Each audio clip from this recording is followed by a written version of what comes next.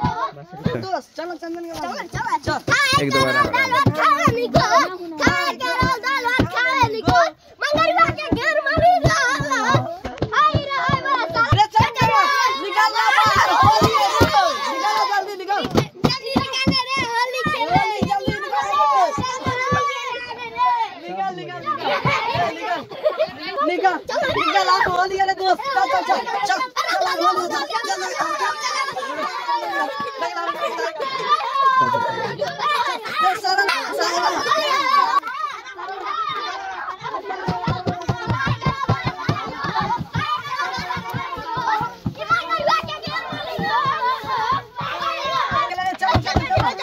बस बस बस बस बस बस बस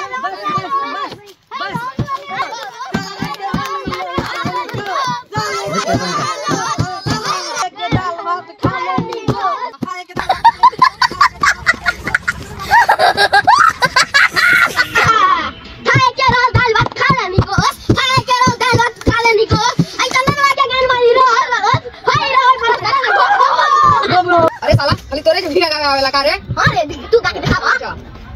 ना ना ना ना ना ना ना ना ना ना ना ना ना यार ये साला तोरे जब रे अपने गाय मारे अरे तू सुना के दिखा तो हां सुना तो तू हिल जाई ना ना ना ना